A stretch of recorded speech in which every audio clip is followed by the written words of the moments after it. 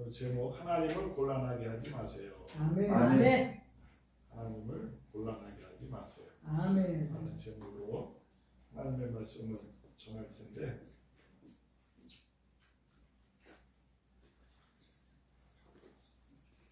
감사합니다. 아주 급히 이제 건강검진 하시고 오시는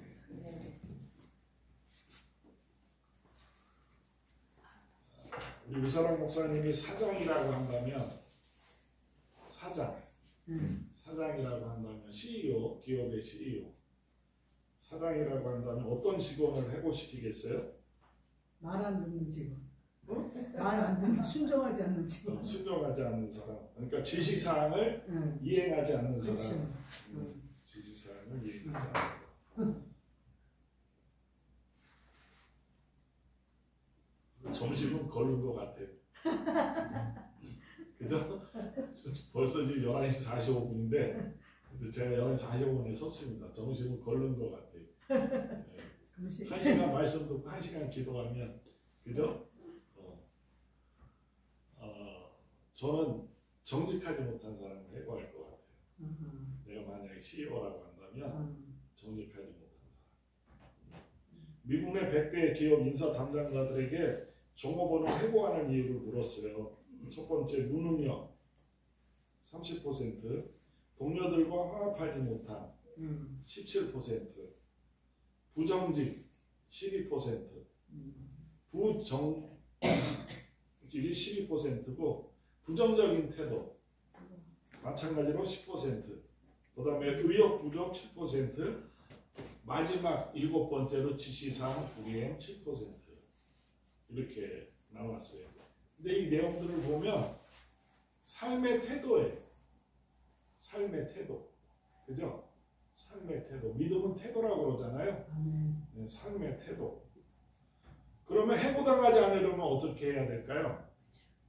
동료들과 화합을 잘하고 정직하고 긍정적인 마인드를 가지고 지시사항을 잘 따르고 열정을 가지면 해고당하지 않을 뿐 아니라 좋은 사원이 되는 거죠. 좋은 사람이 되는 거예요. 좋은 사람. 그러니까 세상이 아무리 불의하다고 할지라도 성실하고 정직한 사람, 영적인 사람이 훨씬 살기도 편하다. 훨씬 더 살기 좋다. 하나님께서 그렇게 만드셨으니까. 제프 아이오브가 지금 성공하는 리더의 9가지 성품이라고 하는 책이 있어요. 거기 보면 정직, 안정감, 순결, 겸손, 섬김, 지혜, 자율, 용기, 열정, 이 9가지가 성공하는 사람들의 가장 두드러진 특징이래요. 특징.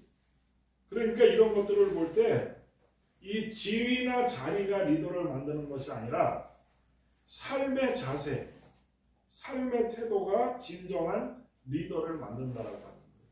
삶의 태도가 진정한 리더를 만든다. 그러니까 오늘 우리들이 다 리더들이잖아요. 다 왕같은 제사장들이잖아요. 다 리더들이에요. 우리들. 저와 여러분들이 다 리더들이에요. 그러니까 지도자의 출발은 삶의 태도에서부터 시작이 된다라고 합니다. 오늘 본문의 시작은 너무너무 우울해요. 1절에 보니까 사무엘이 늙음에 그의 아들들을 이사로 이스라엘 사사로 삼으니 그래. 이 사무엘은 유명한 사사잖아요. 그죠? 사무엘 유명한 사사잖아요. 그런데 그 행적을 기록한 것을 보면 매우 짧아요. 매우 짧아요. 오늘 이제 은퇴를 시사하는 부분이거든요. 이 사무엘 상하가 사무엘에 대한 얘기예요. 근데 벌써 8장에 와서 사무엘의 은퇴를 시사하고 있어요. 은퇴를 시사하고 아들을 사사로 삼는다고 그래요. 오늘 본문 1절에 보니까. 이 사사라고 하는 것은 이스라엘의 정치, 경제, 군사, 종교를 다 다스릴 수 있는 최고의 지도자예요. 그래서 삼준직이 있어요. 선지자, 제사장, 예언자. 사사에게는 이 세 가지의 삼중직을 수행할 수가 있어요. 그런데 우리가 여기서 알아야 할 것이 또 하나가 있는데 사사는 세습이 안 된다. 사사는 세습이 안 된다. 그럼에도 오늘 사무엘의 아들들은 사사로 임명한 거예요. 사사로 임명한 거예요. 여기에는 또 나름대로 변명의 여지가 있어요. 변명의 여지가. 우리들 변명들을 너무너무 잘하잖아요. 변명의 여지가 있어요. 변명의 여지가. 이 사사들은 삼중직을 수행함에 있어서 치중하는 역할이 있어요. 치중하는 역할. 엘리도 사사였잖아요. 요 전에, 사무엘 전에 엘리도 사사였잖아요. 그리고 이 엘리도 아들들에게 세습을 했어요. 안 됨에도 불구하고 세습을 했어요. 이 사사 엘리는 이 종교적인 일에 치중을 해요. 종교적인 일에. 그래서 그 아들들은 제사에서 나쁜 짓을 해요. 나쁜 짓을. 사무엘상 2장 17절에 보면 이 소년들의 죄가 여호와 앞에서 심히 금은 그들이 여호와의 제사를 멸시함이었더라. 여호와의 제사를 멸시함이었더라. 예배를 드리는데 돈과 연관이 되어 있어요. 예배를 드리면 이 사람들이 제사를 드리기 위해서 제물을 드리잖아요. 그러면 제물을 드리는데 그 제물을 드리는 그 제물 속에서 사사들의 목이 있어요. 사사들이 갖고 갈 수 있는 목이 있어요. 어디죠? 가슴살. 넓적다리. 넓적. 넓적다리를 이 사사들이 가질 수가 있어요. 근데 그 넓적다리를 주지 말고 이 아들들은 뭐를 달라고 그랬냐면 안심을 달라, 등심을 달라, 갈비살을 달라, 더 좋은 것으로 달라고 하는 거예요. 더 좋은 것으로. 자기가 더 좋은 것을 먹겠다. 하나님보다 자기가 더 좋은 것을 먹겠다. 그런 거예요. 그래서 제자들을 멸시했어요. 그러면서 성경이 심히 크면 그들의 죄가 심히 크면 그렇게 했기 때문에 여호와 앞에서 범죄함이라 그래요. 세습이 된 아들들이. 근데 사무엘은 그에 반해서 재판에 치중을 했거든요. 재판에. 이 정치적인 일에 치중을 하고요. 오늘 제가 이 종교와 정치에 대해서 좀 말씀을 드릴 건데 오늘날 우리나라가 너무 혼란스럽잖아요. 이 정치와 종교 그 관계가 너무너무 혼란스럽잖아요. 이 정치적인 일에 치중을 한 거예요. 그런데 그 아들들은 오늘 보면 3절에 보면 뭐라 그래요? 뇌물을 받고 판결을 굳게 했다고 그래요. 뇌물을 받고. 이것도 또 돈이에요. 뇌물을 받고 판결을 굳게 했어요. 그러면 엘리 제사장의 아들들과 사무엘의 아들들 누가 더 나쁠까요? 똑같아. 그죠? 똑같아. 똑같이 나쁜 X들이에요. 나쁜 X들. 여기에서 사무엘의 변명의 여지가 뭐냐면요. 엘리는 성막에 정착을 하고 있었고 사무엘은 사무엘상 7장 15절에 보면 왜 사무엘이 자기 아들들을 사사로 세울 수밖에 없었는지에 그 이유에 변명의 여지. 사무엘상 7장 15절에 보면 사무엘이 사는 날 동안에 이스라엘을 다스렸을 때 16절에 해마다 베델과 길갈과 미스바로 순회하여 그 모든 곳에서 이스라엘을 다스렸고 그래. 다시 말해서 사무엘은 순회 판사와 같은 역할을 해요. 순회 판사와 같은 역할을 했어요. 그리고 사무엘이 가장 잘한 일 중에 하나가 뭐냐면 가는 곳곳마다 교회를 세워요. 그러니까 회당을 세워요. 회당을. 집회 장소를 마련해 놓고는 재판도 하고 예배도 드리고 행정일도 보고 복합적인 일을 한 거예요.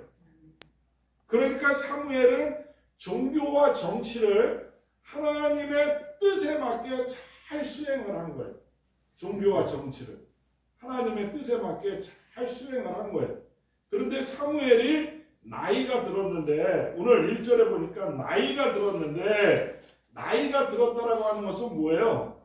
잘 움직이지 못한다라고 하는 거죠. 그죠? 그러니까 기동력이 떨어진다라고 하는 거예요. 잘 움직이지 못한다라고 하는 거.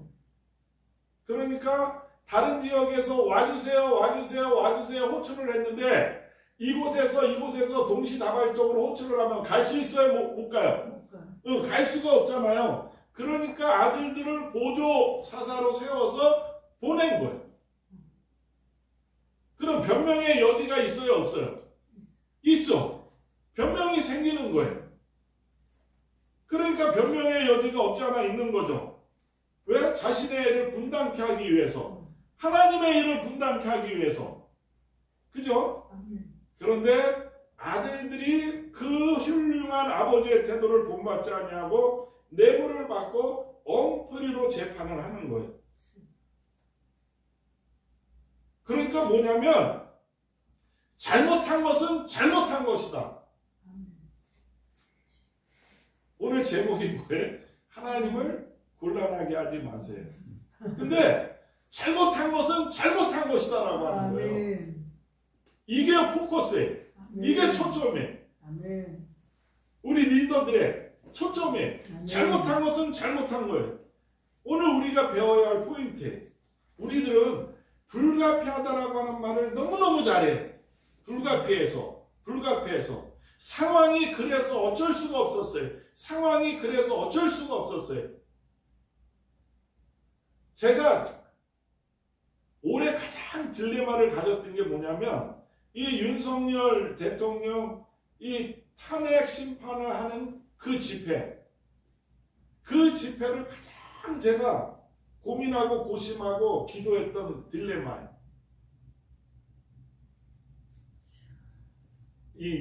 더 이상 얘기를 하지 말아야 되는데 그 부분에 대해서는 상황이 그래서 어쩔 수가 없었어요. 부득이한 상황이었어요.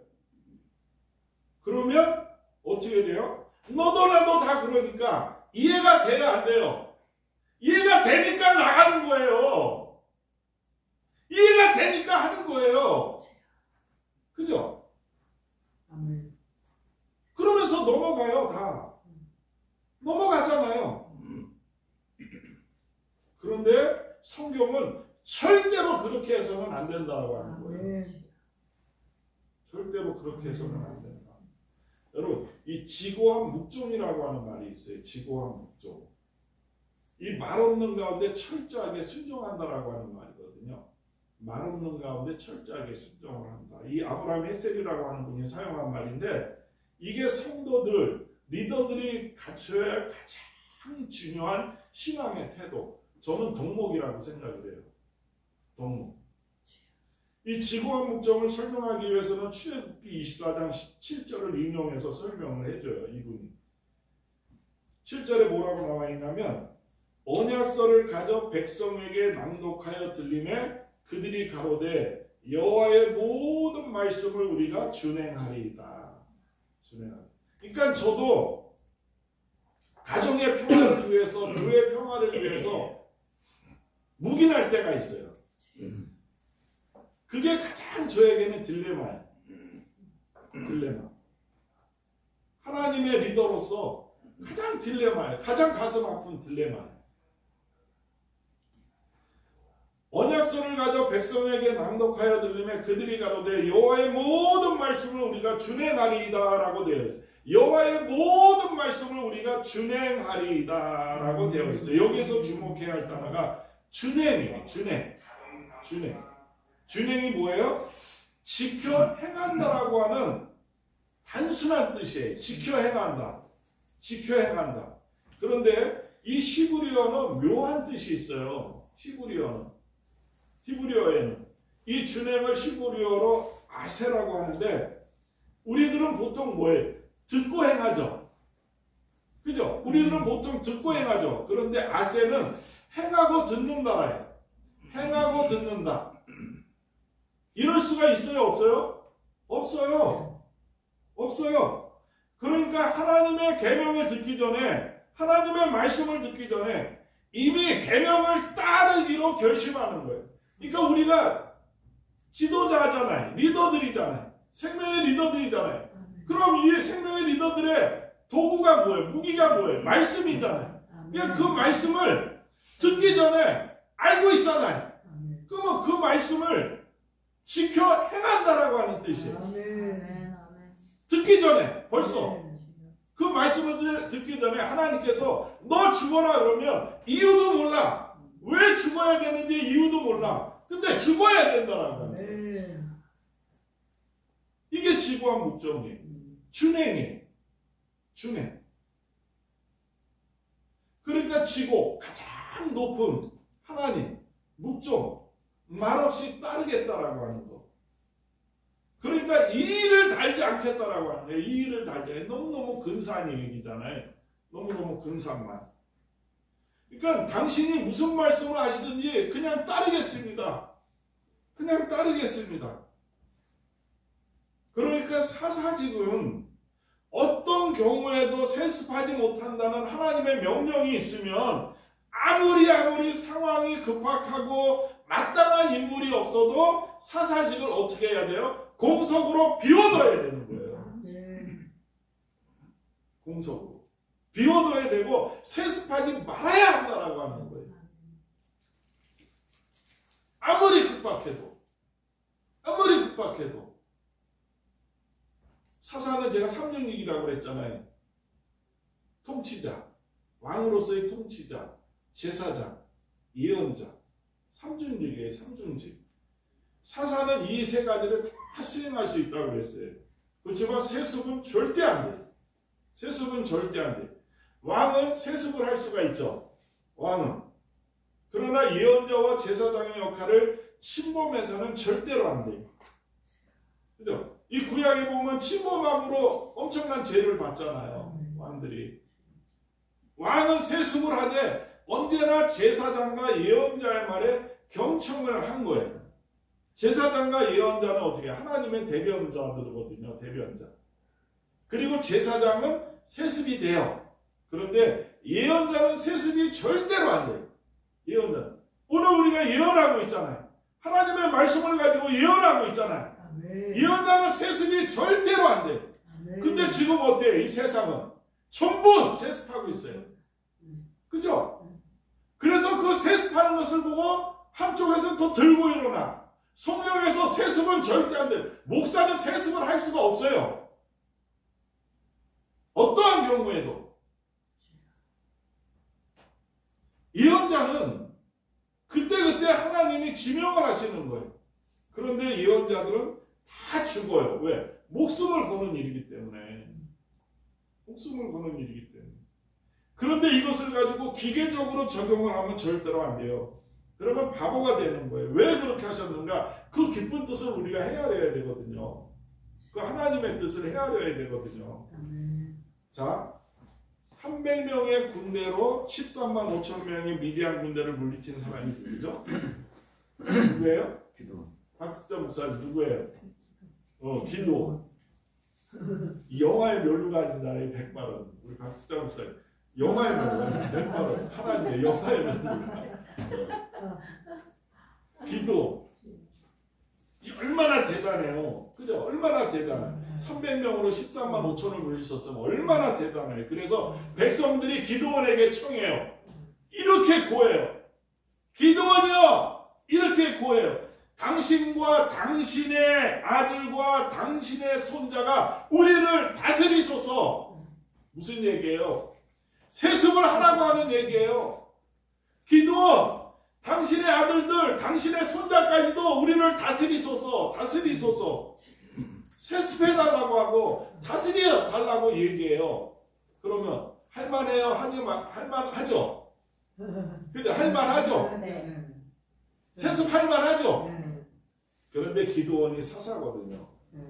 세습 절대 안 되거든요. 기도원이 하는 말이 있어요.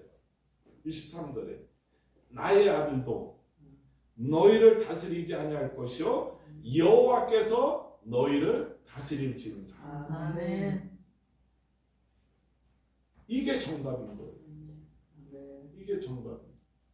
지금 사랑의 교회가 세 번째 단임 목사를 청빙하기 위해서 청빙위원회를 구축했다고 그러더라고요. 오카는 목사님이 65세에 젊은 나이에 비록 젊은 나이에 물려줬잖아요. 그랬더니 이 오정현 목사님도 그 담임 목사님의 뜻을 받아들였는지 모르겠지만 2027년도에 셋째, 세 번째 담임 목사를 이제 완전히 물려주는 그 기간을 지금 만들어서 정해서 지금 가고 있다고 그러더라고요. 그러면 이 정치와 종교의 바른 관계는 뭘까?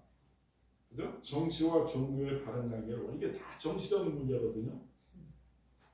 교회도 정치가 있잖아요. 정치와 종교의 바른 관계는 뭘까? 좀 생각해 봐야 하는 문제. 이 순진한 기독교인들, 그죠? 순진한 저는 이 순진한 기독교인들이 저는 광화문에 나간다고 생각을 해요. 순진하게 가지. 순진한 기독교인들. 그래서 우리들이 보통 순진한 기독교인들은 이 국가에 영향력을 줄 수 있는 자리에 기독교 인사가 되면 어떻게 해요? 다 좋아해. 그죠? 다 좋아해. 보통 뭐 잘 된다고 그러는데 제가 볼 때는 아니에요. 꽝이에요. 우리나라 뭐 대통령 뭐 장로들이 됐다고요? 꽝이었어요. 꽝. 하나님께서 기독교를 제정하신 이유는 세력 확장과 기득권 유지에 있는 것이 아니에요.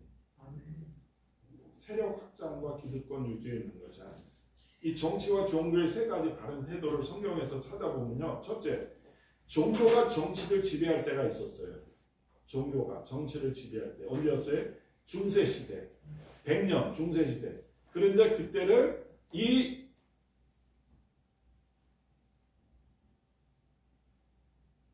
우주에서 그러니까 이 지구가 태어난 이래 가장 그때가 암흑기라고 그래요. 암흑기. 가장 깜깜했다고 그래요. 그때는 교황의 왕마저도 같았잖아요. 교황 그러잖아요. 교황. 제가 좀 험한 말을 했어요. 교황 보고 이번에 뭐 프란치스코 돌아가고 뭐 어쩌고 이렇게 하는 거 보고 교황이라 그래요. 교황. 교회의 황제. 교회의 황제. 이게 종교가 정치를 지배하는 거예요. 두 번째, 정치와 종교의 분리. 현대가 그렇잖아요. 정치와 종교의 분리.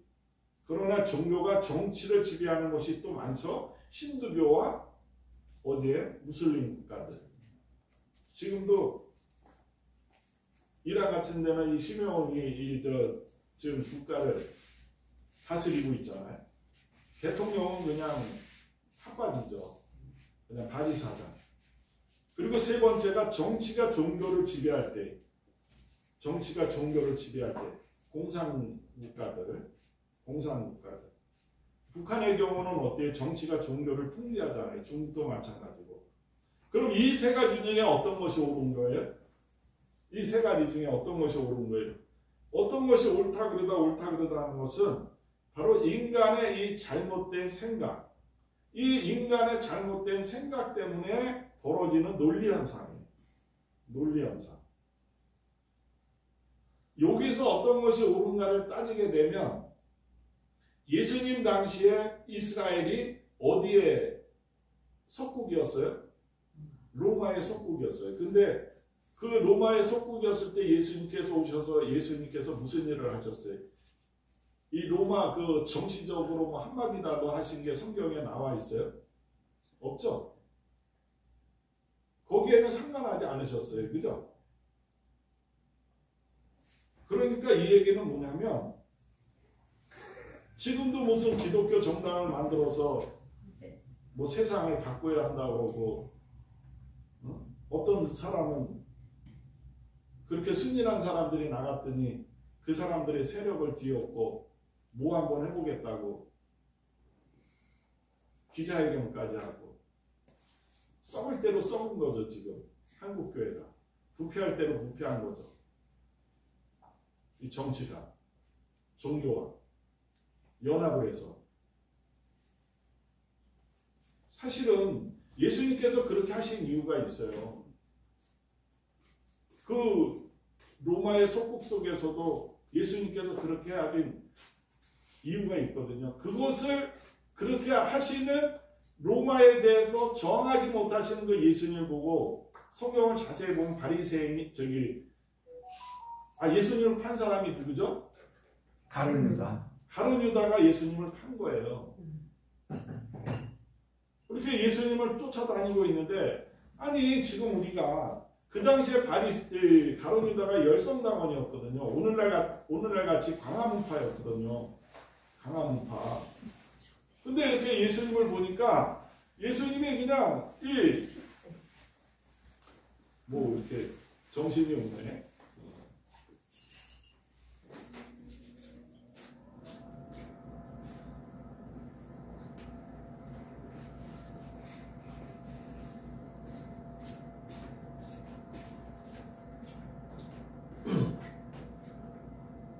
그냥 로마에 대해서 전혀 무슨 뭐 대하거나 이 민족을 저 민족에게서 구원하려고 하는 그 어떤 모션이나 제스처도 취하지 않고 있으니까 너무너무 답답한 거예요. 그러니까 이 사람이 아니구나.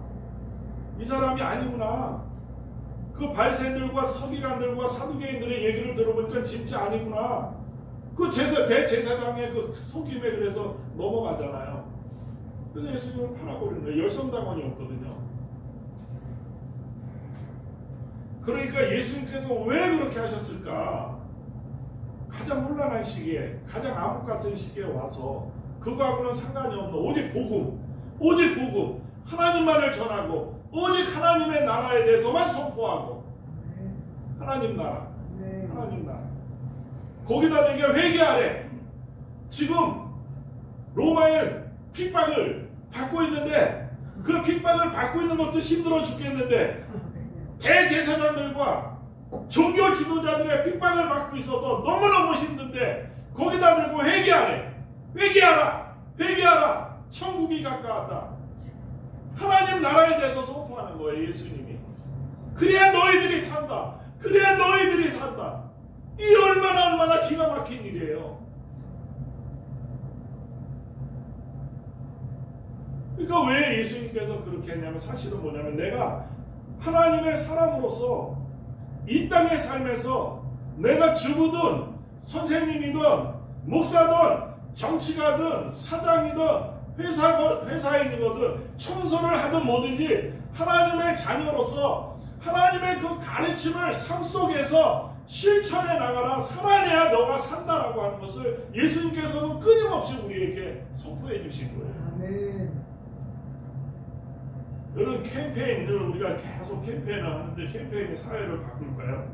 우리 옛날에 이런 얘기 있죠. 줄줄이 났다가는 거짓골을 모면한다. 그런 캠페인도 있었잖아요.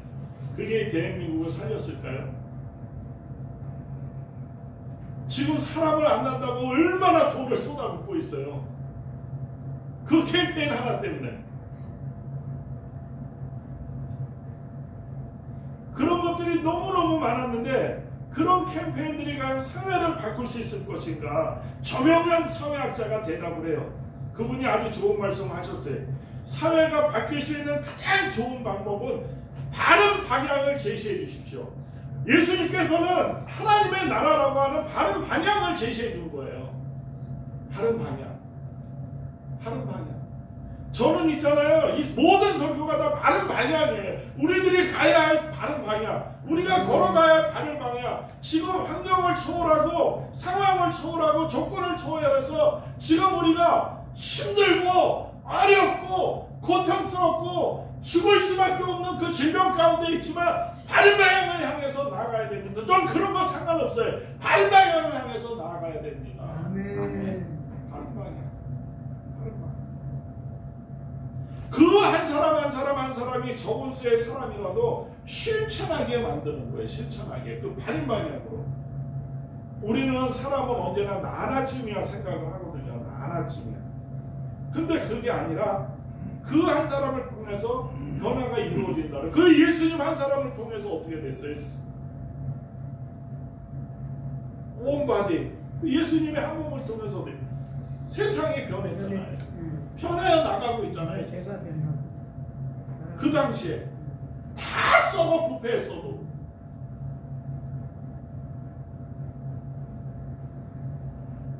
그렇게 살려고 저도 몸부림을 치고 안 되지만 몸부림을 치고 있는 거예요. 아멘.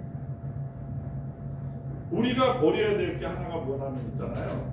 기독교가 곧 하나님이다라고 하는 그 생각, 기독교가 곧 하나님이다라고 하는 생각 절대 아니에요. 주영은 씨가 나와서 한번 얘기를 하더라고요. 지금 새롭게 하소서를 지금 인도하고 있잖아요. 그 사람이 우리나라가 유대교에 기독교를 세웠더니 유독교가 되어버렸대요. 유독교가.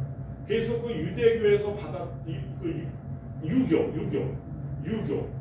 우리의 사상이 유교잖아요. 유교. 그 유교에서 기독교가 들어왔더니 유독교가 되어버렸대요. 유독교. 그러니까 섞여버린 거죠. 섞여버린 거. 이 기독교로 나가야 되는데 유교가 유독교가 되어버렸대요. 그 얘기를 하면서 어떠한 많은 얘기들을 하더라고요. 근데 지금 저는 기독교가 하나님이다라고 생각해 절대로 아니에요. 너무너무 그게 중요한 거예요. 그러니까 기독교는 지금 현재 개신교가 아니고 개신교, 자 천주교, 개신교, 자 기독교가 잘못된 게 유대교였어요. 유대교. 기독교가 잘못된 게 유대교였어요. 유대교. 율법화한 거예요. 율법화. 기독교. 잘 들으셔야 돼요. 이 기독교. 그러니까 예수님께서 오셔서 이 신약교회가 세워지거든요. 신약교회. 이게 기독교회 이게. 신약교회가 세워지거든요. 예수님께서 오셔서 신약교회가 세워져요. 근데 그게 이 기독교가 잘못된 게 율법화한 것을 예수님께서 신약교회로 다시 정정을 해서 고쳐서 다시 세워주시는 거예요. 예수님께서 율법화된 기독교를 유대교로 만들어서 그리고 신약교회를 세운 거예요. 그래서 예수님께서 신약교회를 근데 이 신약교회에서 카톨릭이 생겨나요. 카톨릭이. 그러니까 우리가 보통 사람들이 그러잖아요. 우리 개신교가 카톨릭에서 나온 그 잘못된 거예요. 잘못 생각한 거예요. 그 역사를 모르니까 그런 얘기를 하는 거예요. 잘못된 거예요. 원래 개신교 있었어요. 기독교가 예수님 신약교회가 있었어요. 예수님께서 세워주신 그 신약교회, 그 신약교회에서 카톨릭이 생겨난 거예요. 카톨릭이. 그랬는데 이 유대교는 신약교회에서 유대교로 변질된 것은 율법화를 시켜놓은 거고, 이 카톨릭은 교리로 가둬놓으려는 거예요. 교리와 제의. 카톨릭은. 유대교는 율법화를 해버리고, 율법화. 그리고는 어떻게 됐어요? 그러니까 종교개혁이 일어나죠. 이게 아니다. 잘못된 거다. 종교개혁이 일어났어요. 그리고서는 개신교가 생겨난 거예요. 다시 회복이 되자. 신약교회로 회복이 되자. 그러면서 그걸 개신교라고 그러는 거예요. 그래서 우리들이 뉴 테스트먼트. 리폼 프로테스탄트. 다시 회복이 된 거예요. 리폼 프로테스탄트. 그러면 우리 개신교가 유대교와 카톨릭의 모든 문제를 해결한 완전한 종교일까요? 아니에요. 우리들도 지금 잘못하고 있는 거예요. 그러니까 이 흐름의 잘못은 뭐냐면 하나님을 자꾸 자기가 원하는 자기 틀에 가둬놓는 거예요. 하나님을 자꾸 자기 틀 안에 가둬놓는 거예요. 그래서 기독교가 하나님이 아니다라고 제가 얘기를 하는 거예요. 이 말의 뜻은 뭐냐면 하나님은 엄청 크잖아요. 하나님을 담을 수 있어요? 담을 수가 없는 거예요. 절대 담을 수가 없잖아요. 기독교도 작잖아요. 기독교라고 하는 그 이름 자체는 작잖아요. 거기 어떻게 하나님을 가둬요? 가둬놓을 수가 없는 거예요. 그 엄청난 하나님을 기독교라고 하는 작은 그릇에 담으려고 하고 있는데 그 작은 그릇처럼 하나님을 만들어버리고 있는 거예요. 지금 기독교가 만들어버리고 있는 거예요. 하나님을 담을 수도 없거니와 그렇게 만들 수도 없는 거예요. 그러므로 교회가 하나님을 담으려고 그러는 것이 아니고, 그죠? 교회가 하나님을 담으려고 그러는 것이 아니고 교회가 하나님 안에 포함이 되어야 되는 거예요. 그죠? 교회가 하나님 안에 포함이 되어야 되는 거예요. 그러니까 교회에 하나님을 담으려고 하면 어떤 일이 벌어지냐면요, 이 종교인들, 다시 말해서 목사가 하나님 직무 대행을 하게 돼버려요. 직무대행. 자, 우리가 기름 부음 받아서 선택을 받았다는 거잖아요. 기름을 부음 받아서 선택. 여기 다 기름 부음을 받아서 선택을 받았다고 자부하는 사람들이 저나 여러분들이나, 그죠? 기름을 부음 받았다라고 하는 것은 뭐예요? 기름은 성령을 의미하는 거거든요. 성령. 그러니까 기름 부음은 성령을 받았다는 것이니까 기름 부음을 받았다라고 하는 것은 뭐냐면 다른 사람들은 대충 살 수 있지만, 그죠? 다른 사람들은 대충 살 수 있지만 너만은 주만아, 너만은 철저하게 성령의 지시를 따라서 살아야 되냐. 그 얘기예요.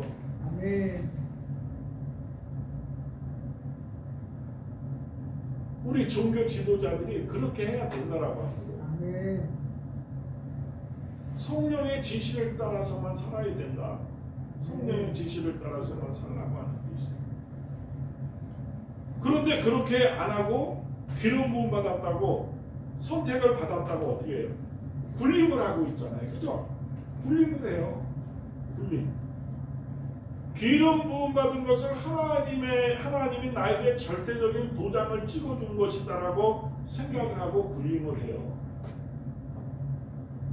그래서 종교가 세상을 지배할 때, 기독교가 세상을 지배할 때 최악의 상황이 벌어지는 거예요. 최악의 상황이 벌어지는 거예요. 그걸 아까도 얘기했지만 중세 암흑기라고 하는 거예요. 백년. 중세 암흑기. 여러분 잘 들어보세요. 유대교는 바리새인들, 서기관들, 그 당시 유대교 대제사장들, 유대교는요 율법에 하나님을 담으려고 하는 거예요. 율법에. 그래서 10개의 율법을 2134개로 만들어버려요. 그러면서 뭐라고 해요? 바리새인들이, 야, 내가 이렇게 잘 먹고 잘 살 수 있는 이유, 내가 이렇게 얼굴이 번지를 한 이유는 하나님을 잘 섬겨서 그런다. 너희들은, 백성들도 뭐라 그랬어요? 너희들은 그 율법을 안 지키기 때문에, 기도를 안 하기 때문에 너희들이 그 모양 그 꼴로 산다. 그러면서 그 당시에 백성들을 핍박을 한 거예요. 종교적으로 율법화시켜서, 하나님을 율법화시켜서. 그랬더니 예수님께서 오셔서 뭐라 그래요?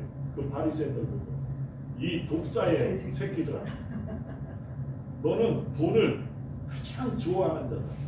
이 돈 안 좋아하는 사람 있으면 나와보라 그래. 그러잖아요, 우리 또. 근데 돈을 가장 좋아하는 자라.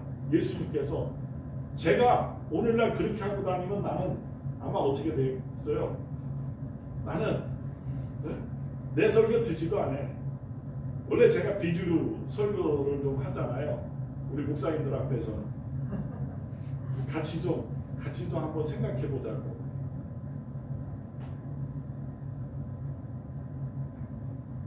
그러니까 이 기독교가 세상을 지배할 때 중세 암흑기가 되어버리는 거예요. 중세 암흑기. 그러니까 유대교는 율법에 하나님을 담아버린 거고, 이 카톨릭, 저 교황이라고 하는, 저 XX, 죄송해요. 카톨릭은 이 교리와 제의에 하나님을 담는 거예요. 그 얼마나 멋있어. 거기에 사람들이 거기에 제압이 되잖아요. 성도들이, 신도들이 가면 그 웅장함에 제압이 되어버리잖아요. 하나님의 말씀에 제압이 되어버려야 되는데 보이는 곳에 제의에 그 멋있는 옷, 우리 지금 김세철 목사님도 여기 이거 입고 왔는데, 왜 입어요 우리가 저거를? 나 너희들과 달라. 특별한 사람이야. 난 당신들하고 달라. 나는 특별한 사람이야. 나 기름 부음 받은. 저는 아니. 죄송해. 저것도 난 싫어해. 그냥 우리끼리니까 얘기하는 거예요. 왜 입어요? 성찬할 때 왜 입어요? 자, 예수님께서 사도 바울이, 세례 요한이, 예수님께서 세례 요한이 사람들 세례 줄 때 겉옷 입었어요? 안 입었어요? 그냥 평상 옷 입고 그냥 백성들하고 똑같은 옷 입고 한 거예요. 그게 기독교예요. 그게 기독교.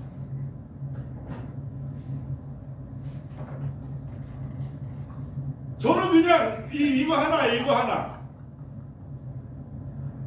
뭐 성찬식 뭐 그런 거 부교육자니까 어쩔 수가 입었죠. 담임 목사 입으라 그러니까 입어야 되잖아. 그래야 내가 거기서 먹고 사니까. 중요해요. 저 혼자 할 때는 그냥 형상복 입고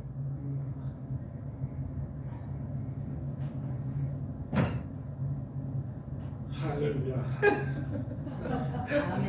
너무 많은 그러니까 이 유대교는 율법에 하나님을 담고 이 천주교는 이 제의와 교리. 근데 지금 종교개혁이 일어나는데 또 기독교가 천주교를 쫓아가요. 제의와 교리에 쫓아가고 있어요. 얼마나 답답한 일이에요. 얼마나 답답한 일. 그래서 교회에 하나님을 담으려고 함으로써 폐해가 나타났어요.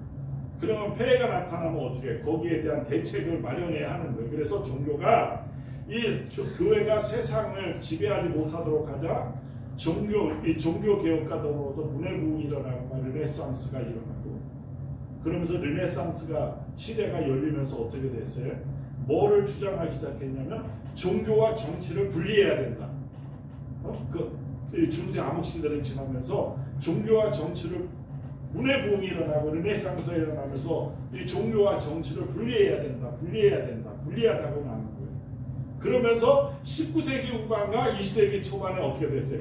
분리해야 된다는 공산주의가 나왔죠. 공산주의가. 근데 분리만 해서는 안 된다. 공산주의는 어떻게 뭐라 그랬어요? 종교는 아편이다. 그러면서 종교는 없애야 돼. 그러면서 공산국가가 국가의 관리, 종교는 국가의 관리를 받아야 돼. 까지 나오는 거예요. 그렇게까지 나온 거예요. 근데 그것도 정답이 아니죠. 이게 다 폐해에 대한 답들이거든요. 폐해에 대한 답들. 정답은 뭐냐면 아까 말했듯이 우리 각자의 삶의 자리에서 하나님의 자녀로서 하나님의 뜻을 묵묵히 실현하면서 사는 거예요. 하나님의 뜻을 실현하면서 사는 거예요. 그런데 우리나라 기독교를 보면 정치판에 여러 가지 이유로 너무너무 가까워 있어. 너무너무 가까이 하고 있어요. 그래서 더 혼란스러워진다. 더 혼란스러워요. 지금 대한민국이 혼돈 속에 빠져 있는 거예요. 혼돈 속에 빠져 있는 거예요. 그러니까 지금의 국가 상황을 직시하되 엄청난 어떻게 하나님의 마음을 읽고 초연할 줄 알아야 되는 거예요. 초연할 수 있어야 되는 거예요. 오늘 말씀의 시작은 뭐냐면 위대한 사무엘이 사소할 것 같은 이유가 있는 잘못을 범한 거죠. 그죠? 어쩔 수 없는 상황. 부득이한 상황. 그죠? 거기에 사사를 세우면서 자기 아들들을 사사로 세우면서 어쩔 수 없이 잘못을 범한 거죠. 그런데 그것이 계속 파장을 일으키는 거예요. 사회적인 파장을 일으켜 나가는 거예요. 계속해서. 교회가 하나님의 말씀을 제대로 살지 않자 정치와 종교는 분리해야 된다. 뭐 아니다 등등으로 의견이 나눠버리고 끝도 없이 논쟁만 하고 왔다라고 하는 거예요. 그래서 중세 청년과 어둠으로 세상을 가두어 놓고. 그러면 왜 이런 얘기를 하느냐면 지금 현재 우리 교회는 내가 다니고 있는 교회는 내가 믿고 있는 그 기독교는 어디로 가야 하는가를 어떻게 해야 돼요? 각자가 생각을 해야 되는 거죠. 각자 생각을 해내야 된다라고 하는 거예요. 뭐가 잘못되었는지. 아까 기도 얘기했는데 죄송해요. 기도만이 능사가 아니라고 하는 거. 기도만이 능사가 아니라고 하는 거. 기독교가 왜 최고라고 그랬어요? 삼위일체 하나님과 직접적인 접속이 있기 때문에 중요한 것이지. 그죠? 우리가 하나님과 기도는 뭐예요? 하나님과 접속하는 시간이잖아요. 대화하는 시간이잖아요. 쉬지 말고 기도하라고 그러잖아요. 쉬지 말고 기도하라. 이 얘기는 뭐냐면 호흡할 때마다 기도하라라고 하는 얘기예요. 호흡할 때마다. 그럼 쉬지 말고 기도하세요? 안 하세요? 왜 안 해? 하고 있잖아요. 해요.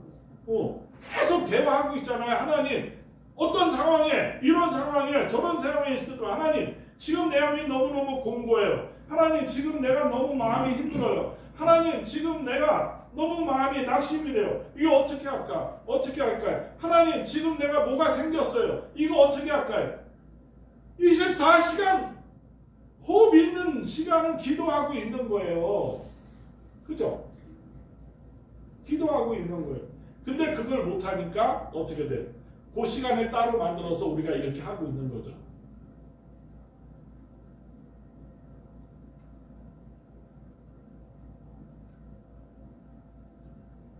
기도를 통해서 내 소원을 이루겠다라고 하는 것은 주문이에요. 기도가 아니라 주문이에요. 주문. 남녀호랑개교도요. 남녀호랑개교 1000만 번을 하면 모든 소원이 다 이루어진다라고 하는 것이 다른 종교들이에요. 그죠? 그러면 남녀호랑개교도 그 집회 가면 있잖아요. 간증이 넘쳐나요. 100만 번인데 100번을 했더니 이 소원이 이루어졌습니다. 1000번을 했더니 아들이 의사가 됐습니다. 10,000번을 했더니 암병이 떠나갔습니다. 그런 간증이 넘쳐나요. 차고 넘쳐요. 차고 넘쳐. 그렇다고 제가 기도를 부인하는 게 아니에요. 기도 절대 중요한 거예요. 꼭 해야 돼. 절대 중요한 거예요. 그런데 그것이 소원만 이루기 위해서만 한다면 그건 주문이 되어버리는 거고 다른 종교와 별반 다르지 않은 것이다. 다르지 않은 것이다. 교회 안에 하나님을 담아놓으니까는 어떤 얘기를 하냐면 하늘 보좌를 움직이라고 독려를 해요. 그죠? 하늘 보좌. 여러분, 하늘 보좌가 움직일까요? 안 움직일까요? 하나님이 앉아있는 하늘 보좌가. 우리 이명희 목사님의 기도대로 한다 그러면 이렇게 이쪽으로 가야 돼. 15도 가야 돼. 근데 또 윤중환 목사의 기도를 들으면 오른쪽으로 25도 가야 돼. 25도 가야 돼. 그 하늘 보좌가 만약에 기도대로 움직인다고 한다면 하나님이 정신 차릴 수 있어요? 없어요? 못 차려. 그 자리에 앉아 있을 수 있어요? 없어요? 못 앉아 있어. 못 앉아 있지. 못 앉아. 이게 주여. 교회 안에 하나님을 가두니까 이런 일이 벌어지는 거예요. 주여. 하늘보다는 절대 움직이지 않아요. 네가 움직여라. 그 얘기예요. 그러니까 있잖아요. 저도 기도를 막 30분, 1시간 하잖아요.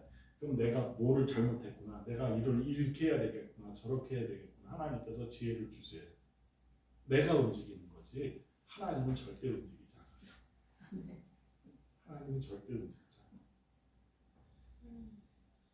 그러니까 그 엄청난 하나님의 실체를 안다고 한다면 애초부터 얼마나 잘못된 일인지 우리가 알 수가 있는 거예요. 우리들이 하고 있는 일이. 우리들이 하고 있는 일이.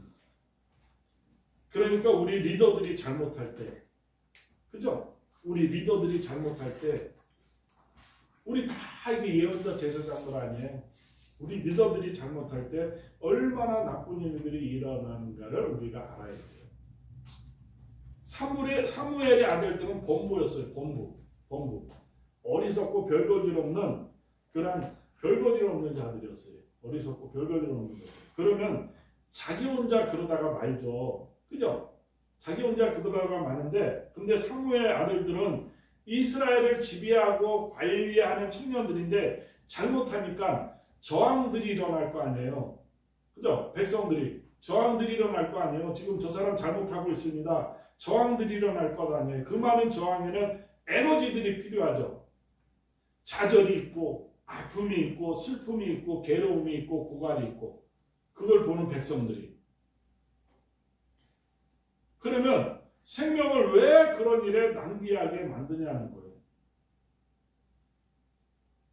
제가 가지고 있는 얼마 되지 않는 에너지를 가지고 만약에 교회에서 일어나는 분쟁을 해결하는 데 사용한다고 한다면 얼마나 잘못된 길로 가고 있는 거예요.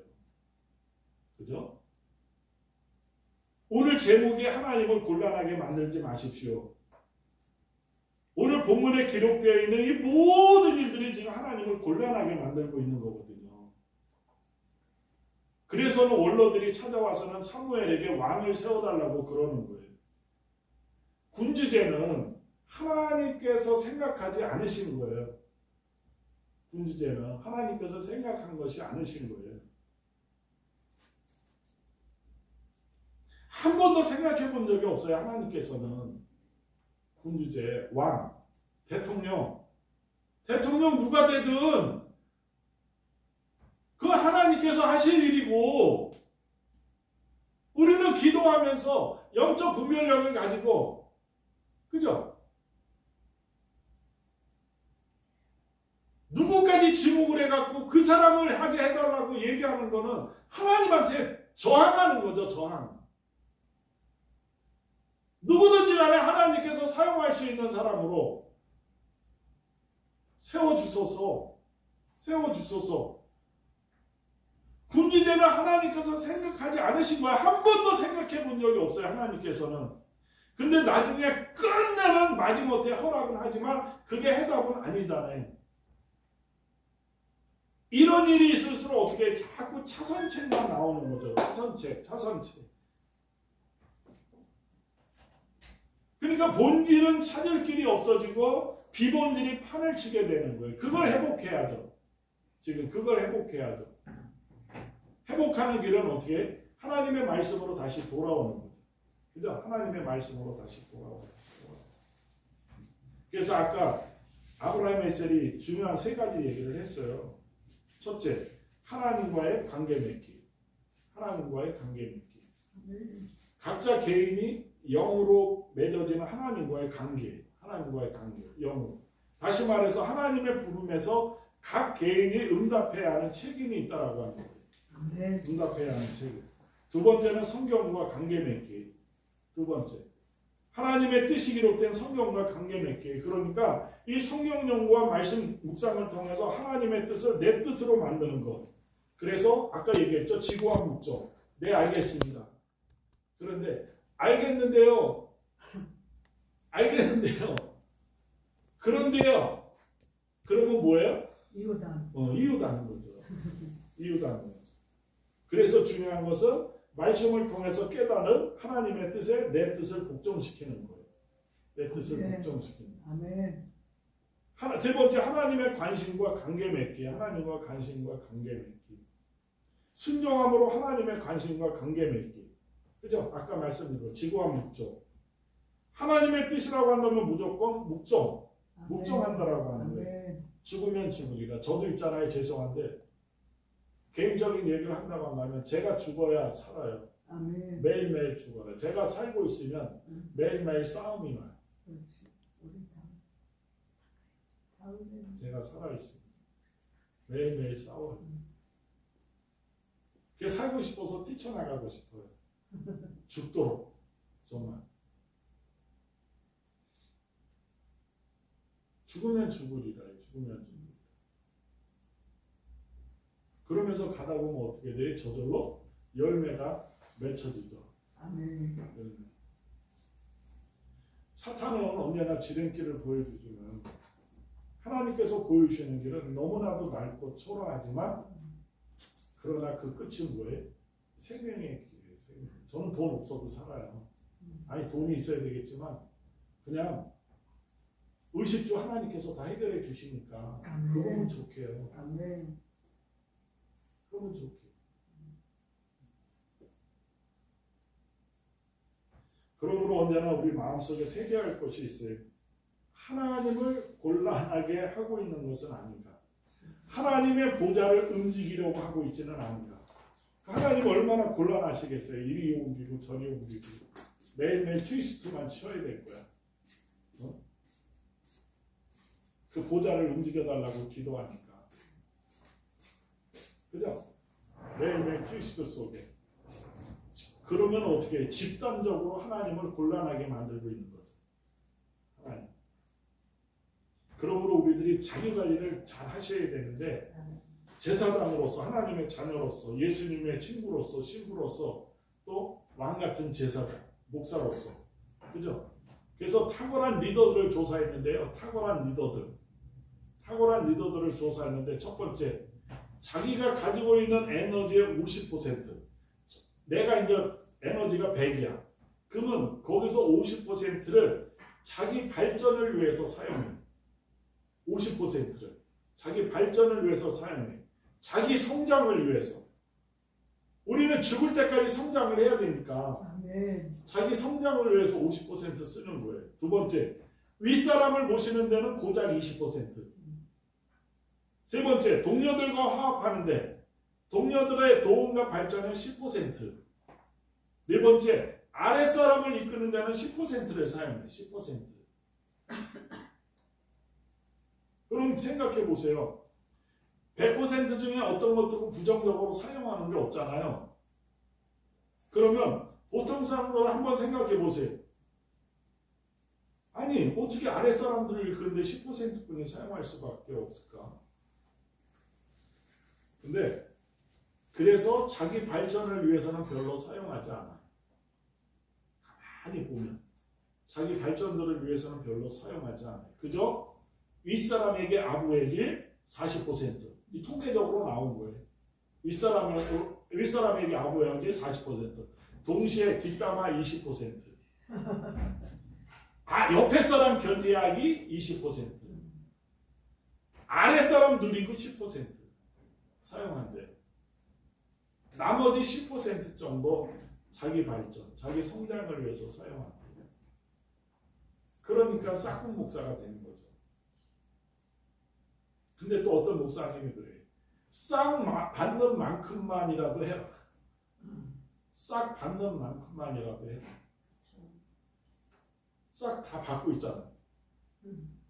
그러니까 우리는 좀 안 좋은 말로 싹군 목사라고 그러는데 그러면 싹 받는 만큼만이라도 일해라. 성장해라. 그 얘기를 해주시더라고요. 이렇게 하니까 어떻게 돼요? 아들들을 사사로 세운 거 사무엘은 어떻게 해요? 설득력을 상실해버리죠. 그죠? 지가 그렇게 사는데 백성들이 사무엘의 얘기를 들어요? 안 듣죠. 설득력이 없어지는 거죠. 설득력이. 설득력을 상실해버리는 거예요. 마지막에 가서 사무엘의 설득력이. 왜 늙었으니까 의욕마저도 없어지고. 제가 지금 가장 의욕이 없어요. 제가 가장 지금 의욕이 없어. 의욕이 없어. 늙으셨나? 이게 설득력은 입만 갖고 되는 것이 아니거든요. 그러니까 입만 갖고 되는 것이 아니에요. 아까 얘기한 9가지 품성이 나와야 되는 거예요. 그래서 사도 바울도 그러잖아요. 디모데에게. 그 품성을 얘기하잖아요. 품성. 이거를 버려라. 품성을 얘기해줘요. 품성. 네가 좋은 목회자가 되기 위해서는 이런 품성을 가져야 된다. 제일 먼저 얘기해 주는 게 품성이에요. 디모데. 그러니까 생명의 리더란 뭐예요? 자기 관리를 철저히 하고 살리는 일에 총력을 기울이는 일이죠. 그죠? 우리들이 해야 할 일은 자기 관리, 성장. 자기 성장이에요. 자기 성장. 끊임없이. 그러면서 이제 한국 교회가 좀 제발 하나님을 곤란하게 하는 일들을 좀 멈췄으면 좋겠는데 그럴 기미는 안 보이고 그래도 어떻게 기도해야죠. 그래서 오늘 우리 기도해요. 우리 대한민국 교회가 하나님을 곤란하게 하는 일에서 회개하고 돌아오게 하세요. 말씀으로 돌아가게 하시고 그 말씀에 내 앞에 상황이 어떠할지라도 칠흑 같은 암흑 같은 그러한 상황이다 할지라도 그 하나님의 말씀에 지고한 묵종 높으신 뜻에 말없이 준행하게 하소서. 따라가게 하소서. 그 말씀 안으로 들어와서 그 말씀에 따라가게 하소서. 오늘 기도해야 될 것이 그걸 것 같아요. 그래서 각자 개인의 영으로 맺어지는 그 하나님의 관계, 하나님의 뜻이 기록된 성경과 관계 맺어서 나를 성장시키고 나를 회복시켜서 지구와 목적, 하나님의 뜻이라고 한다면 무조건 묵종하는 삶, 죽으면 죽으리라고 하는 삶 속에 죽지 못해서 산다라고 하는 말이 있잖아요. 죽지 못해서 산다. 죽지 못해서 사는 삶. 우리 하나님을 곤란하게 하는 일을 좀 멈췄으면 좋겠어요. 아멘.